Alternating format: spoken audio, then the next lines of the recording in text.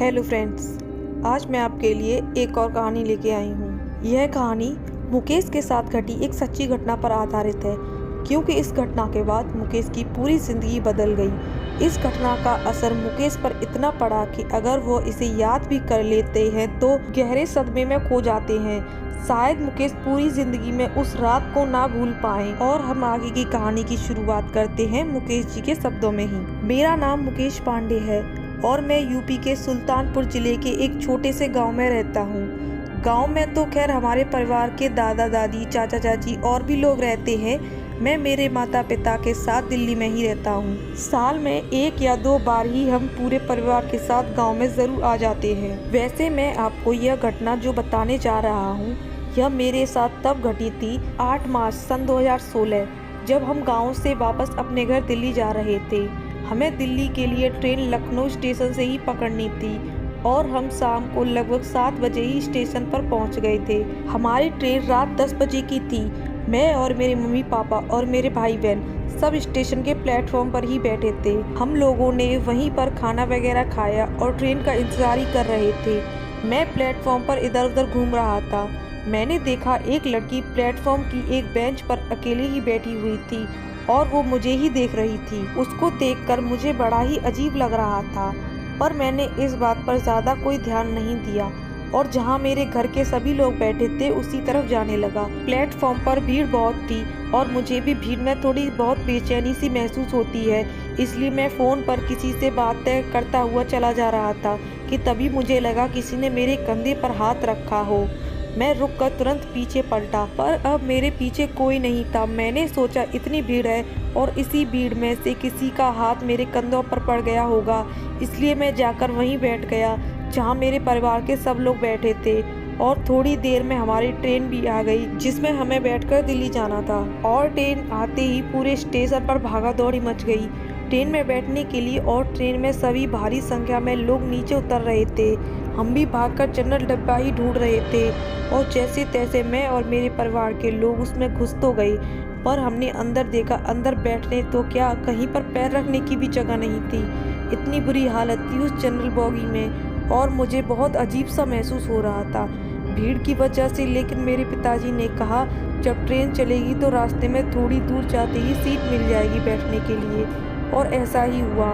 थोड़ी देर में 2 स्टेशन बाद हम सभी सीट पर बैठ गए थे और लगभग 12 या 12:30 बजे करीबन ट्रेन में अच्छी शांति भी हो गई थी और मैं भी थोड़ी देर में जाकर ऊपर की सीट पर सो गया। लेकिन मेरी आंख 2 या 2:30 बजे खुली तो मैंने देखा बोगी में लगभग सभी लोग सो रहे थे। मैं ऊपर वाली सीट से नीचे उतर गया। मैंने देखा मेरे मम्मी पापा और भाई बहन सब लोग सो रहे थे। मैं बाथरूम करने के लिए वॉशरूम की तरफ गया। तभी मैंने बाहर की ओर देखा तो ट्रेन किसी स्टेशन पर रुकी हुई थी और स्टेशन पर काफ़ी चहल पहल थी और लोग इधर उधर चल रहे थे और हवा भी बड़ी अच्छी चल रही थी। इसलिए मैंने सोचा जब तक ट्रेन रुकी हुई है थोड़ी देर बाहर घूम लेता हूँ।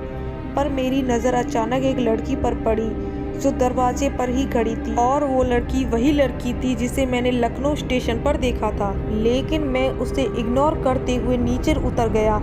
स्टेशन पर थोड़ा आगे ही गया था तभी मैंने देखा वो लड़की मेरे पीछे पीछे ही चल रही थी, लेकिन मेरी हिम्मत नहीं हो पा रही थी कि मैं उसे टोकूं। लेकिन थोड़ी देर में वही मुझे आवाज़ देती हुई बोली, सुनो ज़रा रुको तो। मैं पीछे पलटते हुए बोला, जी।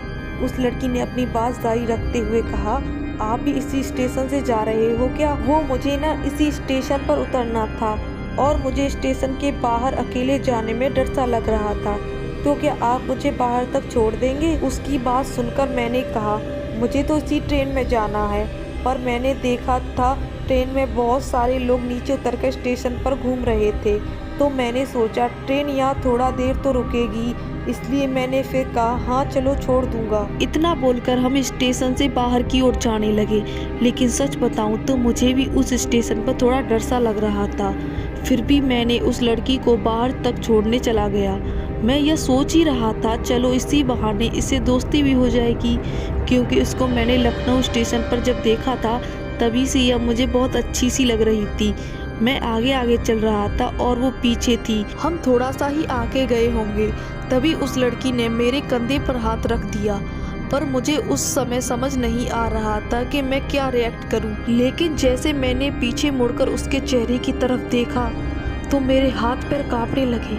मेरी रगों से चलता खून मानो जम सा गया हो। और फिर एकदम से मेरी चीख निकल गई क्योंकि मैंने देखा उस लड़की का चेहरा बिल्कुल खून से लाल था। आंखें दोनों बाहर लटकी हुई थी और एक हाथ आधा कटा हुआ था। उसके पूरे शरीर से खून ही खून बह रहा था। लेकिन उसको देखने के बाद मेरी बस एक ही चीख निकली थी और उसके बाद मेरा गला तुरंत ही बैठ गया क्योंकि उस लड़की ने मेरे गले पर अपने नुकीले नाखून घुसा दिए थे। और मैंने देखा वो स्टेशन जहां अभी कितनी चहल पहल थी और लोग इधर उधर चल रहे थे, अब वो सब जैसे गायब से हो गए थे। अब उस स्टेशन पर बिल्कुल सुनसान हो गया था। चारों तरफ सिर्फ और सिर्फ अंधेरा ही अंधेरा था। मैं अपने घुटनों के बल नीचे बैठ गया और वो धीरे धीरे मेरा गला दबाने लगी। मेरी सांसें वो उखड़ने लगी थी। मेरा चेहरा भी पसीने से तरबतर हो गया था। मुझे लग रहा था अब इसी पल मेरी जान निकल जाएगी। दोस्तों, इस कहानी में आगे क्या हुआ और क्या हुआ होगा मुकेश के साथ, जानने के लिए अगली वीडियो में देखें और हमारे चैनल को सब्सक्राइब भी करें। धन्यवाद।